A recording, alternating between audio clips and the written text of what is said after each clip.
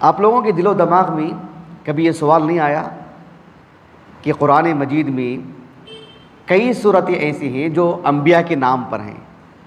سورہ نوح، سورہ ہود، سورہ یونس وغیرہ وغیرہ۔ قرآن میں سب سے زیادہ ذکر کس نبی کا ہے؟ موسیٰ علیہ السلام کا، لیکن ان کے نام پر کوئی صورت نہیں ہے۔ کیا وجہ ہے اس کی، جبکہ قرآن مجید میں سب سے زیادہ ذکر آپ کا ہے، موسیٰ علیہ السلام کا؟ اس سلسلے میں میں آپ کے سامنے اصل مسئلے کو بتانے سے پہلے ایک قاعدہ بتا دیتا ہوں۔ قرآن مجید کی جو 114 صورتیں ہیں، ان 114 صورتوں کے جو نام ہیں وہ ہیں توقیفی۔ کیا ہیں؟ کیا مطلب اس کا؟ اس کا مطلب یہ ہے کہ صورتوں کے نام علماء کی طرف سے نہیں رکھے گئے ہیں۔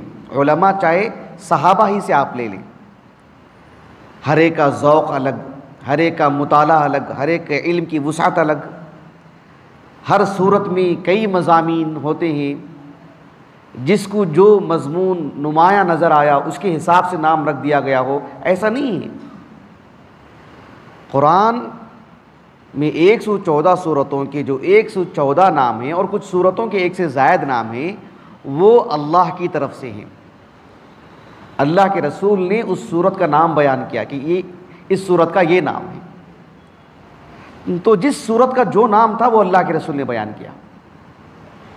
علماء کے اجتہادات کا نتیجہ نہیں ہے یہ صورتوں کے نام۔ امام محمد ابن جریر الطبری رحمہ اللہ،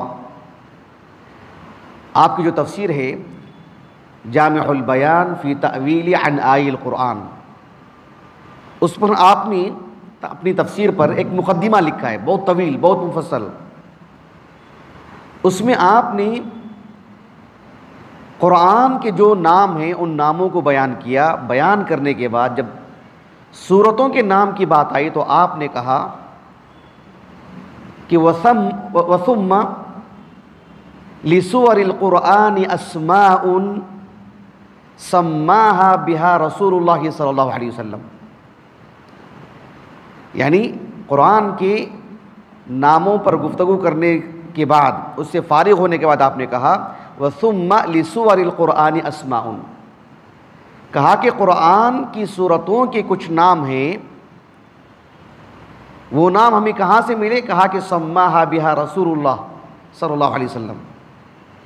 قرآن کی جو 114 صورتیں ہیں، ہر صورت کا کیا نام ہے وہ اللہ کے رسول ہی سے ہے صلی اللہ علیہ وسلم، وہیں سے ہم کو ملا ہے، لیکن احادیث میں یہ ثابت نہیں ہر صورت سے متعلق۔ سورۃ الفاتحہ ہے، سورۃ البقرہ ہے، سورۃ آل عمران ہے، سورۃ النساء ہے، سورۃ البینہ ہے، اور بھی نام ہے، سورۃ الاعراف ہے، سورۃ بنی اسرائیل ہے۔ قرآن مجید کے کچھ صورتوں کے نام نبی سے ہمیں معلوم ہوتے ہیں، لیکن ہر صورت سے متعلق حدیث سے بات معلوم ہو کہ اس صورت کا یہ نام، اس صورت کا یہ نام، 114 صورتیں کل کے کل نبی سے ثابت ہوں ایسا نہیں ہے، لیکن ہیں بیشتر صورتوں کے نام اللہ کے رسول سے ثابت ہیں۔ یہ مقصود امام طبری کو رحمہ اللہ۔ اہل علم ہیں جن کے پاس بھی شریعت کا علم ہے، لیکن ان میں تفاوت ہے نا، کسی کے پاس زیادہ علم ہے، کسی کے پاس کچھ ہے، کسی کے پاس کچھ ہے۔ علماء میں ایک طبقہ ہے جن کو مفتی کہتے ہیں، مفتیان اعظام، واقعتاً ایک بڑا منصب ہے یہ، اور جو مفتی حضرات ہیں ان کے فتاوے کتابی شکل میں بھی آتے ہیں۔ ہمارے اس دور میں مستقل فتویٰ کمیٹیاں بھی ہیں ہر ملک میں، خاص کر جہاں جو مسلم ممالک ہیں، سعودی عرب ہے، مصر ہے، وغیرہ وغیرہ۔ تو عالمی سطح پر جو سب سے عظیم فتویٰ کمیٹی ہے اللجنۃ الدائمہ، فتاوی اللجنہ دائمہ، ان کے سارے فتاوے کتابی شکل میں آئے ہیں۔ اللجنہ دائمہ کس طرز کی فتویٰ کمیٹی ہے، میں نے مکمل ایک تعارف ہمارے جامعہ ہی میں نے کروایا ہوں، یوٹیوب پر موجود ہے الحمدللہ۔ بہت ہی محترم علماء کی نزدیکی فتویٰ کمیٹی ہے اور علمی اعتبار سے بہت بہت مضبوط۔ تو فتاوی لجنہ دائمہ اس کے دو مجموعے ہیں، ایک 26 جلدوں میں ہے، دوسرا مجموعہ ہے 11 جلدوں میں۔ جو پہلا مجموعہ ہے اس کی جلد نمبر 4 اور صفحہ نمبر غالباً 16 ہے، بالکل آغاز میں۔ اس میں اس کمیٹی سے ایک سوال کیا گیا۔ سوال کیا تھا؟ من هو الذي سمى سور القرآن الكريم؟ هل هو رسول اللہ صلی اللہ علیہ وسلم ام بماذا؟ اس طرح کا سوال ہے کہ قرآن کی جو 114 صورتیں ہیں، ان صورتوں کا جو نام ہے تسمیہ کس کی طرف سے ہے؟ کس نے یہ نام دیا؟ اس صورت کا یہ نام، اس صورت کا یہ نام۔ کہا کہ اہوا من رسول اللہ صلی اللہ علیہ وسلم، کیا وہ اللہ کے رسول کی طرف سے ہے 114 صورتیں؟ ام ماذا، یا اس میں کیا تفصیل ہے اس سلسلے میں؟ فتاوی لجنہ دائمہ سے جو فتویٰ صادر ہوا ہے اس میں 3 باتیں کہی گئی ہیں قرآن مجید کی کل 114 صورتوں سے متعلق۔ کتنی باتیں کہی گئی ہیں؟ 3 باتیں۔ پہلی بات انہوں نے بڑی صراحت سے کہا کہ لا نعلم نصا عن رسول اللہ صلی اللہ علیہ وسلم يدل على تسمیت جمیعها۔ کہا کہ قرآن مجید کی کل 114 صورتوں سے، یعنی ہر صورت سے متعلق رسول اللہ صلی اللہ علیہ وسلم سے ثابت شدہ یہ بات معلوم ہوتی ہو، اس صورت کا یہ نام، اس صورت کا یہ نام۔ کہا کہ ایسا ہمارے علم میں نہیں ہے۔ سمجھ رہے ہیں؟ یہ کسی طالب علم کی بات نہیں ہے 2 کتابیں پڑھ کر کے بتانے والے کی۔ یہ لجنہ دائمہ دنیا کا سب سے بڑا جو ہے یعنی لجنہ ہے، یہ سب سے بڑی فتویٰ کمیٹی ہے، اور اس سے جڑے جو علماء ہیں کوئی چھوٹے موٹے نہیں ہیں، ہمارے تصورات سے باہر ہیں ان کا منصب، ان کا مقام۔ ان کی طرف سے یہ بات آنا کہ لا نعلم نصا عن رسول اللہ، یہ بہت بڑی بات ہے۔ کہا کہ پیارے رسول صلی اللہ علیہ وسلم سے آپ کا کوئی قول ہمیں نہیں ملتا ہے ہر صورت کو لے کر، 114 صورتوں سے متعلق، اس صورت کا یہ نام، اس صورت کا یہ نام، اس صورت کا یہ نام۔ کہا کہ یدل علی تسمیت جمیعها۔ دوسری بات آپ نے کہا کہ ولیکن ورد فی الاحادیث الصحیحۃ، اللہ کے رسول علیہ السلام کے احادیث سے کچھ صورتوں سے متعلق، ولیکن ورد فی الاحادیث الصحیحۃ تسمیت بعضها من النبی صلی اللہ علیہ وسلم۔ اللہ کے رسول صلی اللہ علیہ وسلم سے 114 میں سے کچھ صورتوں سے متعلق بات معلوم ہوتی ہے کہ اس صورت کا جو نام ہے وہ اللہ کے رسول سے ہم کو ملا ہے صراحتاً۔ آپ نے 2 صورتیں بطور مثال پیش کی، ایک البقرہ، ایک آل عمران، حالانکہ اور بھی صورتیں ہیں۔ اور تیسری بات جو آپ نے کہی وہ بڑی اہم سمجھنے کے لیے، اس لجنہ سے جو فتویٰ صادر ہوا ہے، تیسری بات جو انہوں نے کہا کہ وَأَمَّا بَقِيَّةُ السُّوَرِ، کچھ صورتوں سے متعلق تو نص ملتا ہے ہمیں کہ اس صورت کا نام اللہ کے رسول سے ہم کو ملتا ہے، بقیہ صورتیں کہا کہ فَالْأَظْهَرُ أَنَّ تَسْمِيَتَهَا وَقَعَتْ مِنَ الصَّحَابَةِ، کہا کہ بقیہ صورتوں کے جو نام ہیں وہ ہمیں صحابہ سے ملتے ہیں، لیکن اس باریکی کو سمجھنا، صحابہ سے ملتے ہیں کیا مطلب؟ یعنی موقوف روایت کیا ہے؟ موقوف، نبی کے حوالے سے ہمیں بات نہیں ملی، بس صحابہ سے ملی ہے۔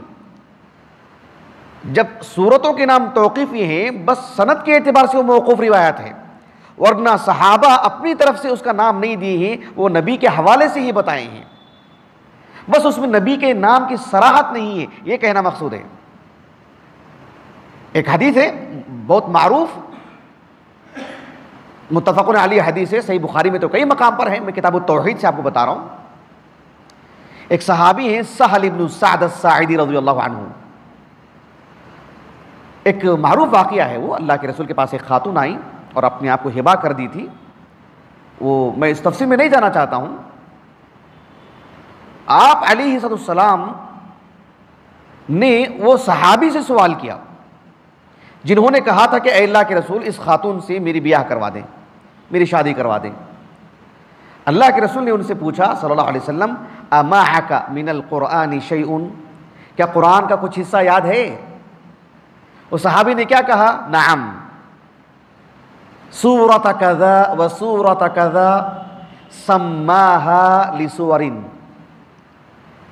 حدیث کے الفاظ کیا ہیں؟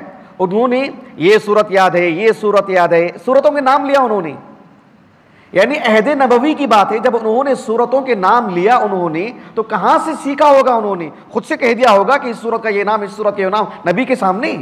ایسا ہو سکتا ہے؟ ایک صحابی نبی کے سامنے یہ کہہ دیں مجھے سورۃ الحشر یاد ہے، مجھے سورۃ الممتحنہ یاد ہے، سورہ قاف یاد ہے، اور اس سورتوں کا نام انہوں نے اپنی طرف سے رکھ دیا ہو نبی کے سامنے؟ ناممکن سی بات ہے نا یہ۔ ظاہر بات ہے سورتیں نبی سے لی ہوں انہوں نے، تو سورتوں کا نام بھی انہوں نے نبی سے لیا ہوگا۔ تو کہنے کا مقصود یہ ہے کہ کچھ سورتوں سے متعلق صراحتاً بات معلوم ہوتی ہے کہ نبی نے اس سورت کا یہ نام ذکر کیا، اور کچھ سورتوں سے متعلق نبی کے حوالے سے صراحتاً بات نہیں معلوم ہوتی ہے، صحابہ سے بات معلوم ہوتی ہے، بس روایت موقوف ہے، معنی کے اعتبار سے وہ موقوف ہے، مرفوع ہے۔ وہ عالم اسلام کے ایک بڑے عالم دین ہماری 1400 سالہ تاریخ میں علامہ بدر الدین الزرکشی رحمہ اللہ، ان کی کتاب ہے البرہان فی علوم القرآن، اس میں 46 انواع ہیں، نوع نمبر 17 اس میں سورتوں کے تعارف، ان کے نام وغیرہ پر گفتگو فرمائی آپ نے بہت ہی دلچسپ بات کہی، سمجھنے کی ضرورت ہے سورتوں کے ناموں کو لے کر۔ علامہ بدر الدین زرکشی رحمہ اللہ 8ویں صدی ہجری کے ہیں، 794 ہجری سن وفات ہے آپ کا، کئی کتابوں کے مصنف، معروف اصول عالم دین۔ انہوں نے کہا کہ ينبغي البحث عن تعداد الاسامی، کہا کہ سورتوں کے جو نام ہیں نا، جیسے سورۃ الفاتحہ ہے اس کا ایک ہی نام ہے کیا؟ اس کے اور بھی تو نام ہیں۔ سورۃ البقرہ ہے اس کا ایک ہی نام نہیں ہے،